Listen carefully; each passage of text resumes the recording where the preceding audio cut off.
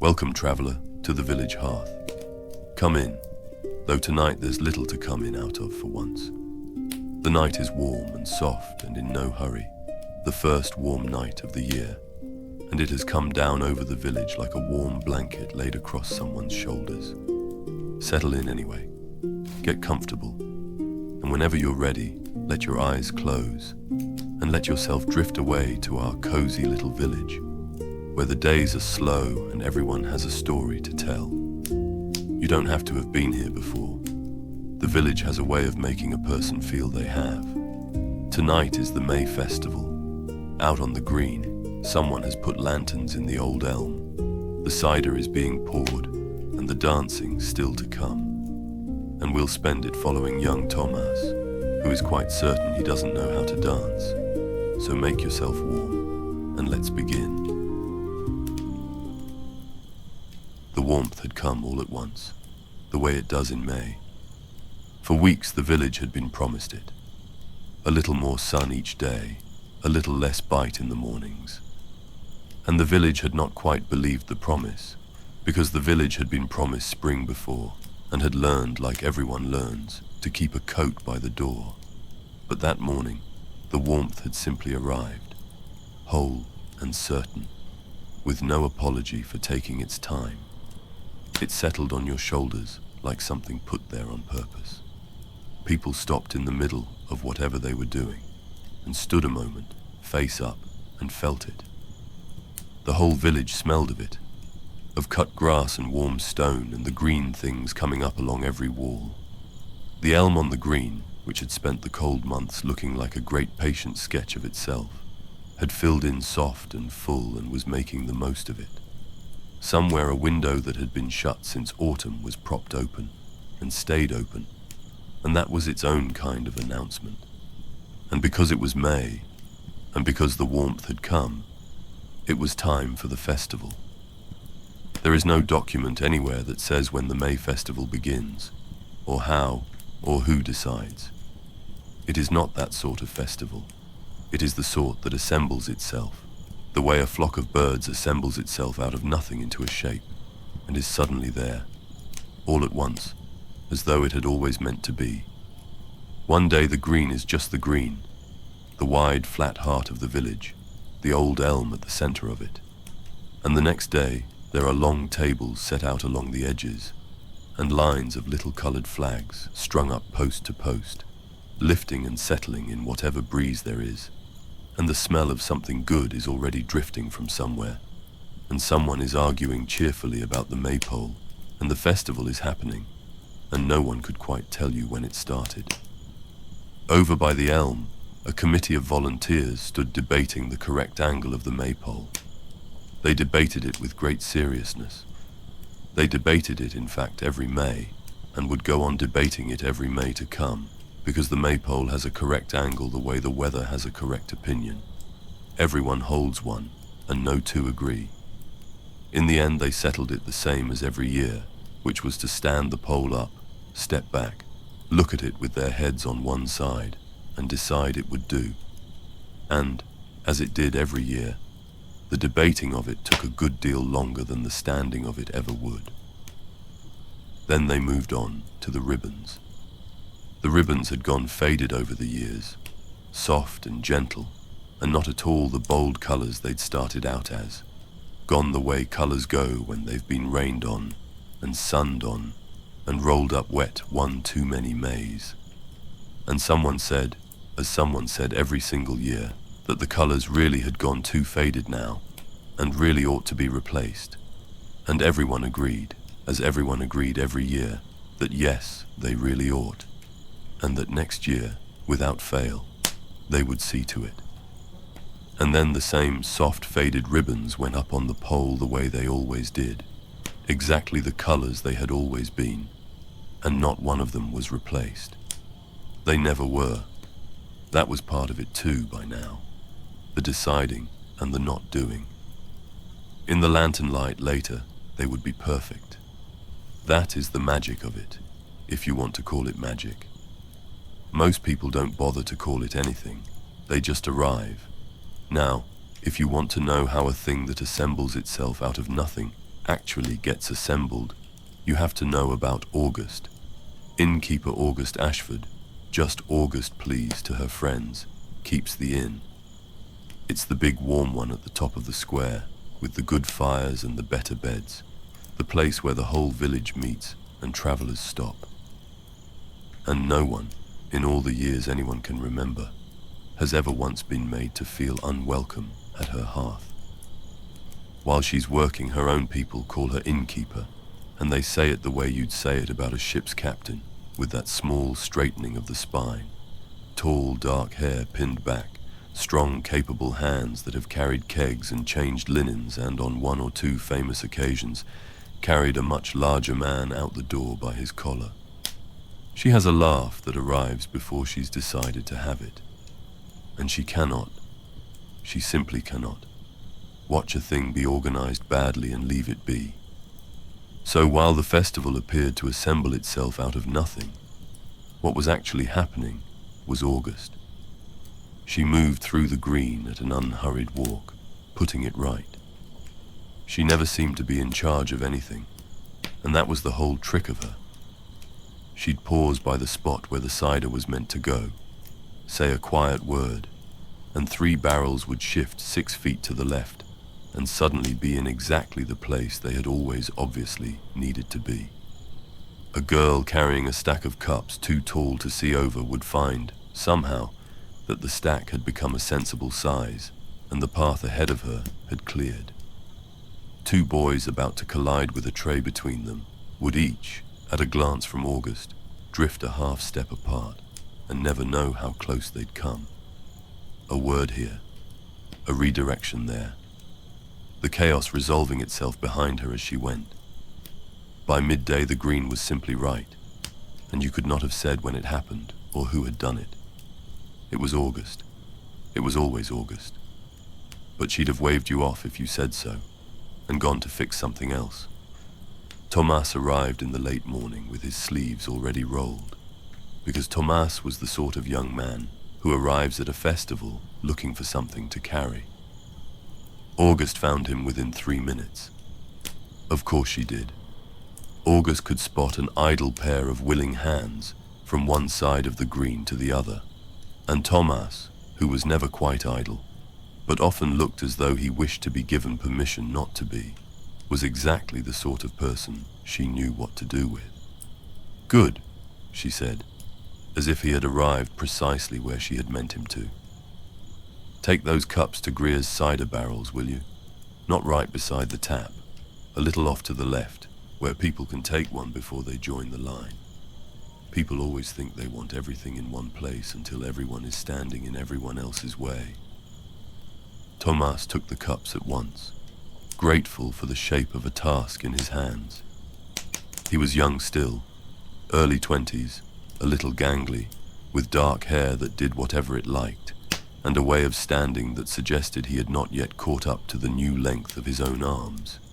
He worked at the mill, and lately they'd given him the books to keep on top of the floor work, the ledgers, the long columns of numbers that ran together when he was tired, which was often. It was a great deal of responsibility for a young man still getting used to his own height, and he carried it the way he carried most things, which was to say heavily and quietly, and without ever quite thinking to set it down. But the books were at the mill, and the mill was shut for the festival, and a person cannot bring a ledger to a green strung with little flags. So Tomas had left the heavy thing behind for the day, more or less, in the way you leave a thing behind that you can nonetheless still feel the shape of in your hands. The grass at the edge of the green was full of wildflowers, the small white ones with the yellow centres that came up everywhere at this time of year, in the lanes and the hedgerows and the verges, so ordinary that most of the year nobody gave them a second look. On a day like this one, they were impossible to miss. The breeze was just enough to set the old elms stirring, and the little coloured flags swaying. Someone had hung lanterns in its branches too, warm yellow ones that turned slowly on their strings, not yet lit, waiting patiently for the dark to make them necessary. It smelled of wood smoke and something frying, and and the particular green smell of the village in May that Tomas had grown up breathing and never had a word for. But that meant home, in a way very few things managed. "Young Tomas!" He turned, and there was Edith, coming across the green at him with both arms already going. She was the blacksmith's wife, though she'd tell you kindly and at once that she had a name of her own, and she did, and it was Edith. She was the sort of person who gives a room its sound. Not loud, exactly. Just thoroughly, warmly there, the engine of half the conversations in the village. A woman who could find the thread of talk in a silent room and have it unspooling merrily within the minute. "Young Tomas, doesn't the green look lovely, doesn't it? Finn." She turned half over her shoulder to the tall, thin figure ambling along behind her. "Finn, doesn't it look lovely?" "It does," he said. That was Phineas Holt, known to everyone alive as Finn, the village blacksmith, and when the mood took him, its tinker. He was tall, taller than most, and thin with it, so thin that people who didn't know him tended to underestimate him right up until they watched him bend iron, at which point the conversation adjusted quite quickly. He moved with a quiet economy, the way a man does who has been tall since he was young and made his peace with it long ago. In a crowd he went still and watchful and gently amused, content to let the noise happen around him. He answered most things in 3 or 4 true words and considered that plenty because it was. "She did the lanterns right," he added after a moment, with a nod up at the lanterns in the elm above them. It was, by Finn's measure, a small speech. "I did," Edith agreed happily, as though it had ever been in doubt. "I did do the lanterns right." It was Edith, of course, who brought up the maypole. She brought it up the way she brought up most things, which was as a settled fact of the universe that simply hadn't been spoken aloud yet. "And you'll dance this year, young Tomas," she said, patting him once on the arm as though the matter were now closed. "You're plenty old enough. You danced when you were small. Well, you ran about under everyone's elbows, but it counts. You'll dance the maypole." And there it was. The thing that landed in Tomas the way these things always landed in him. A small, cold weight, dropped right into the middle of all that warmth. "I don't know the steps," he said. He said it plainly, because Tomas said most things plainly, and a little quickly, because he wanted it understood before anyone could think too much of him. The maypole was a real thing, with ribbons and a pattern, the dancers weaving it tight and bright around the pole, and there was a right way to do it that everyone else seemed to carry in their feet without thinking. Tomas did not know any of it, and the not knowing was exactly the sort of not knowing he already carried around with him. The kind that whispered that everyone else had been given instructions he'd somehow missed. "I don't know the steps," he said again. "I'd only get it wrong and tangle everyone up." Edith opened her mouth, and Finn, beside her, looked at Tomas with that gentle, amused stillness of his, and looked as though he might say a thing, and then didn't, because it wasn't time yet. He just looked. Finn was good at that. He'd watched a great many things in his life and learned that most of them come right if you let them, the way iron comes right if you don't rush the fire. "Well," said Edith, who could be redirected but never quite stopped, "you'll dance when you're ready. Now come and help Finn with the long table. He eats like a horse and he'll want it standing before he starts." And the day went on, and the thread was set, the way a thread is set quietly at the start of a thing. "I don't know the steps. We'll come back to it. But not yet. There is a whole festival to get through first." The afternoon was the best part, though nobody at a festival ever knows which part is the best part until it's over. The sun came down warm and unhurried over the green, and everyone moved at the pace of a day with nowhere in particular to be. There was food. There is always food. That is half of what a festival is.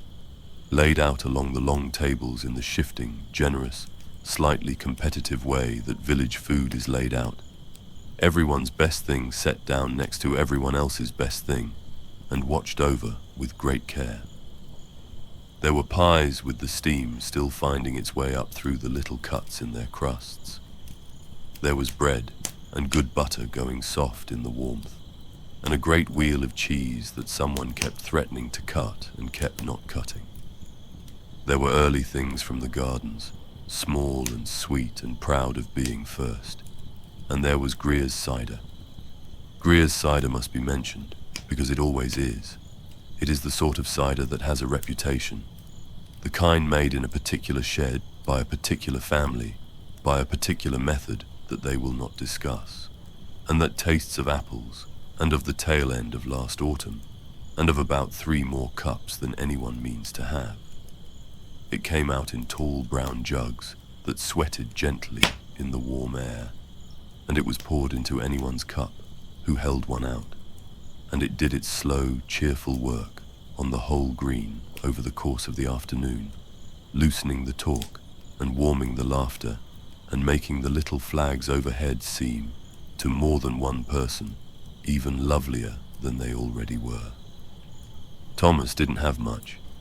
He had a cup, and he held it the way you hold a cup at a festival, more for the having of it than the drinking, and he stayed near the edge of things and made himself useful. This was Tomas's natural place at a gathering, the edge, where there was always a table to be steadied, or a jug to be fetched, or a smaller child to be lifted up onto a shoulder to see. He was good at the edge. He liked the edge. From the edge you could be part of a thing without the thing ever quite turning to look at you, and that suited a young man who wasn't always sure he'd be glad of being looked at. From there he watched the green go about its happy business. Over by the refreshment table stood Mr. Penhollow, the village librarian, a cup of something cradled in both hands and a look of mild bewilderment on his face that was, Tomas had long suspected, simply his resting expression. He always seemed a little behind the conversation. He always seemed perfectly content to be there. Mrs. Mathers found Tomas there, the way she found everyone, eventually. She was the small round centre of the whole village's warmth. Mama M, most people called her. The name no one had given her on purpose and everyone used. The woman who had at some point bandaged half the knees in the village and hugged the other half, who would turn up at your door on a bad day with exactly the thing you needed before you'd worked out that you needed it. She came along the edge of the green at her own unhurried pace, with the large, dark, patient purse over her arm that she took everywhere, and that was generally understood to contain anything that might ever be required. She stopped beside Tomas and looked out at the green with him a while, companionably, as though the two of them had agreed in advance to stand right here and watch. "Good festival," she said. "It is," said Tomas. "You've got your colour back," she said, which was her way of saying something kinder underneath, the way she always tucked the kind thing under the plain one. She'd seen him on a rainy night not so very long ago, soaked and heavy and unsure, and she'd fed him and taught him a thing and sent him home lighter, and she could see he was lighter still now, out in the warm with a cup in his hand. Mind you eat something proper. You can't hold up a table all day on cider and good intentions. Yes, Mrs. M. And the crumb cakes down near the end there, a small twinkle in her eye. Don't tell me which slice you take, I don't want to know.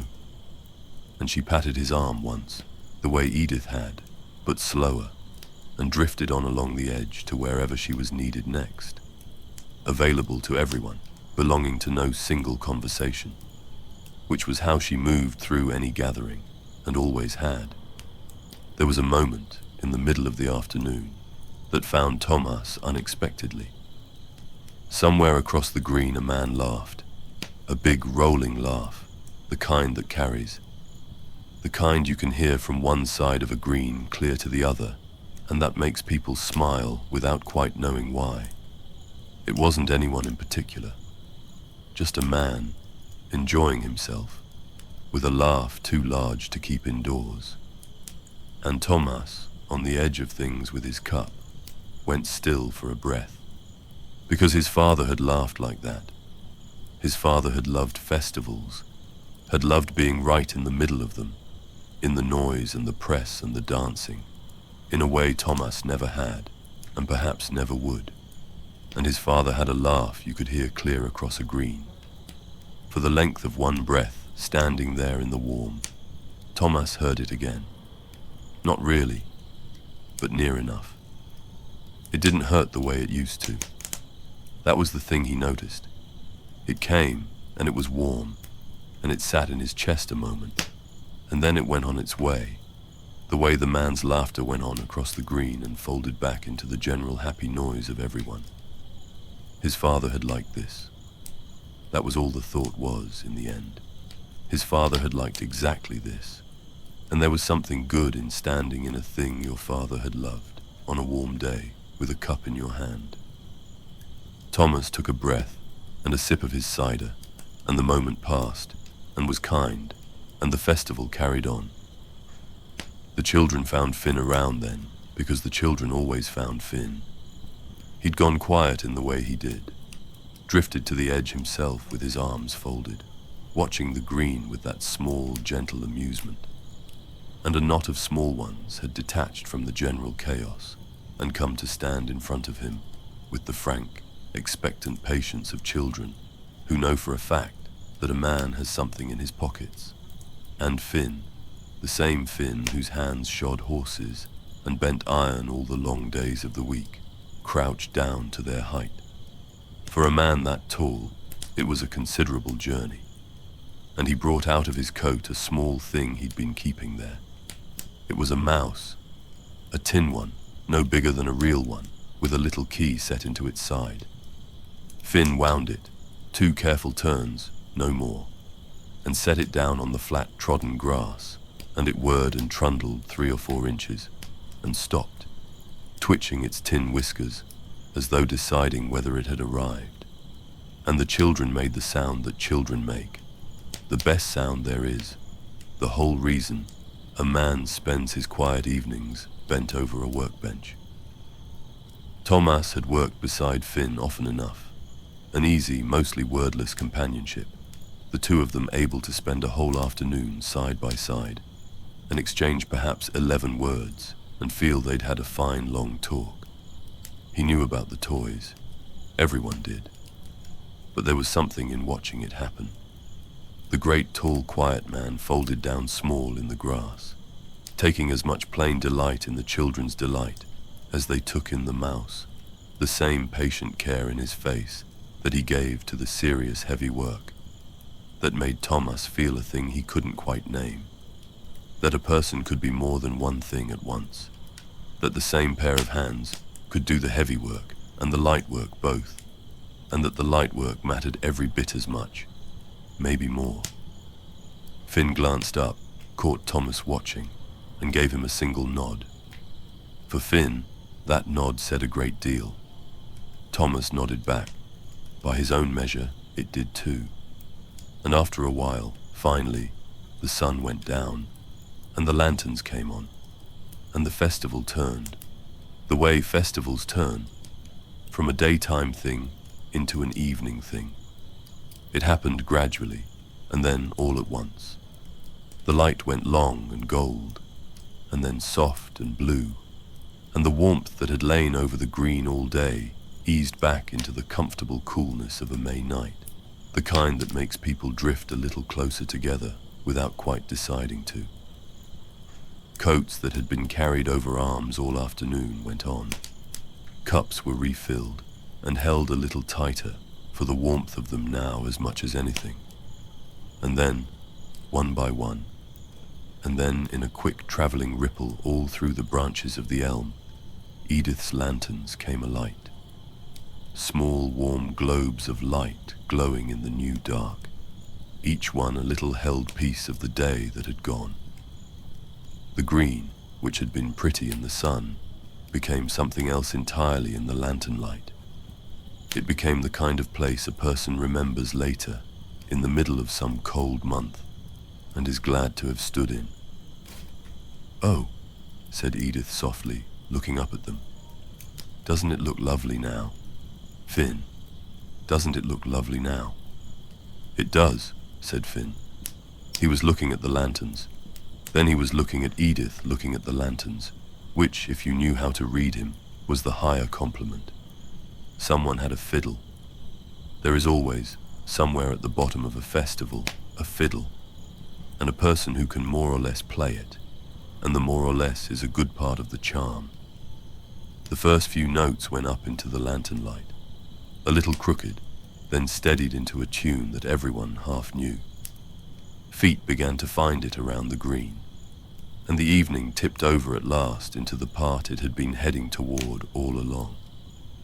And so the maypole, which had been waiting patiently all day, had its hour at last.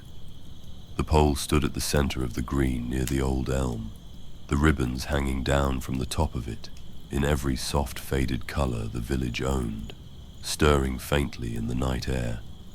Nobody had replaced them. Nobody ever did. And in the lantern light, just as it always turned out, the faded colors were exactly right, gentler than new ones would ever have been, worn down to something that belonged to the place. People gathered, hands found ribbons, and Tomas, on the edge of things where he had been all day, felt the small cold weight come back into the middle of all the warmth. "Come on then, young Tomas." Edith was there at his elbow, a ribbon already in her own hand, her face bright in the lantern light. "Your ribbon's waiting." "I don't know the steps," said Tomas. And there it was again, the thread from the morning, come round at last. "I'll only get it wrong. I'll tangle the whole thing." And Edith laughed, not at him, never at him, but the warm, helpless laugh of a person who has just been told something so funny and so dear that it can't be helped. "The steps," she said. "Oh, young Tomas, nobody knows the steps." He looked at her. "Nobody knows the steps," she said again, delighted, and gestured out at the whole green with her free hand. "Nobody has ever known the steps. Look at them. Go on. Look." And he looked, really looked, for the first time, at the thing he had been watching from the edge his whole life, and never quite let himself see. The dancers weren't doing it right. There was no right. There was a great laughing tangle of people going under and over, and the wrong way round, ducking when they ought to have lifted and lifting when they ought to have ducked, the soft faded ribbons crossing and snarling, and somehow, gloriously, working anyway, the pole wrapping itself bright and crooked and beautiful, in a pattern that no one had planned and no one could ever have planned. "Nobody knows any steps," said Edith, soft now, just for him. "We only know each other. You go under when the person across from you goes over. You laugh when it goes wrong, and it always goes wrong, and that's the whole of it. That's the only step there's ever been." She put the ribbon into his hand and closed his fingers round it. "And you do know that one. You've known that one your whole life. Go on." And Tomas, because the night was warm and the lanterns were lit, and because his father had loved exactly this, and because for once the not knowing turned out not to be a thing he'd missed, but a thing nobody had, a thing there was no missing. Tomas took the ribbon and went in. He got it wrong almost at once.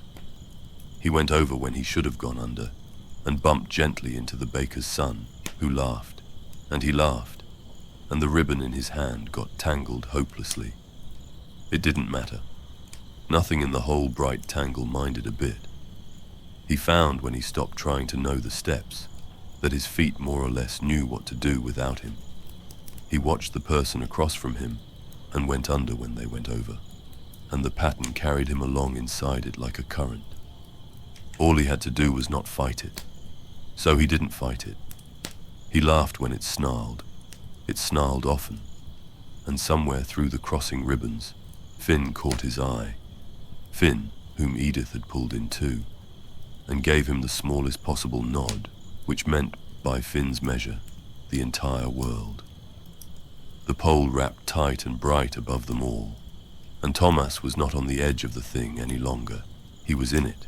He had been let in, or he had let himself in, and it came to the very same gladness in the end. It went late, the way the best ones do.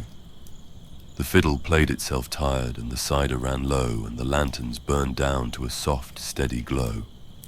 And slowly, the green eased from a loud thing into a quiet one. People sat down in twos and threes on the cooling grass.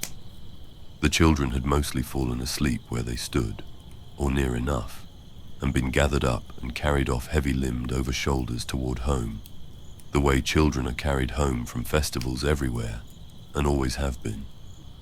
The maypole stood wrapped and finished in its bright, crooked pattern, and it would stand there a few days yet, until the village got round to it, which was part of the tradition too. Tomas found himself sitting near the elm with Finn and Edith. Mrs. Mathers came and stood by them a while, on her way to wherever she went at the end of things, and August passed close, slowing now that the green was nearly done and nearly right, and only wanted seeing out, and she cast an eye over the last of it. Edith was talking. Edith was always talking, gently now, winding down like the fiddle, and Finn was listening, which was what Finn did, and every now and then she'd say, "Isn't that right, Finn?" And he'd say, "It is," and be telling the plain truth.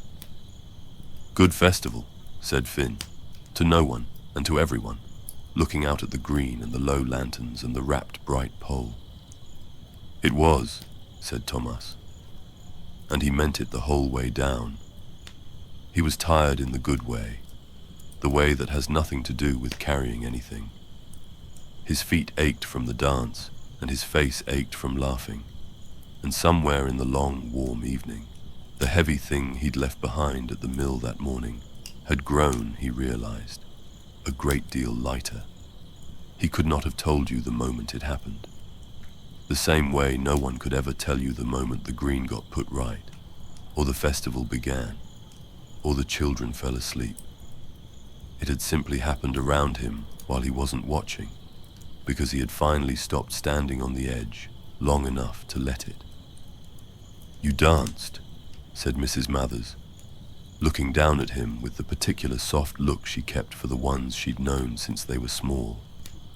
"I did," said Tomas. "I didn't know the steps." "No," she agreed, plainly, kindly, the way she said most things. "Nobody does. That's never once been the point of it." And she patted his shoulder and went on toward Wren Lane and her cottage and her low-banked fire, minding nothing, carrying no hurry. After a while, Tomas got up and said his good nights and went home down the lane under a sky gone soft and full of stars, with the lantern light still warm behind him and the fiddle's last tune still going round and round in his head. His mother would have left the lamp on. She always left the lamp on, no matter how many times he told her not to bother. And tonight he found he was glad of it, glad of the small gold square of it waiting at the end of the lane, glad to be the sort of person who has a lamp left on for him and a festival behind him, and a maypole he helped to wrap, crookedly, beautifully, with people he was only now beginning to understand he belonged to. The lanterns burned low on the empty green. The maypole stood wrapped and bright in the dark, and would until the village got round to it. The elm let down a few soft new leaves into the quiet, and one by one the lights of the houses went out as people found their beds, warm and tired and full of cider and cake and the particular gladness of a thing shared, until only the lanterns were left, glowing gently to themselves over the place where the whole village had been. So if ever a person finds they're standing on the edge of something, sure they don't know the steps, let them remember young Tomas and the maypole and the simple truth that there were never any right steps to know. There is only going under when the next one goes over. There is only laughing when it snarls. And there is always, somewhere in the tangle, a place kept open. There'll be another May. There always is. And when it comes, the little flags will go up again, and the lanterns, and the same soft faded ribbons that really, truly ought to be replaced, and somehow never are. And somewhere in all that gentle crossing color, there'll be a ribbon with no one yet holding it, waiting for you. The village sleeps now, and I hope so do you, from the village hearth to wherever you rest. Be well, traveler. Visit the village again soon.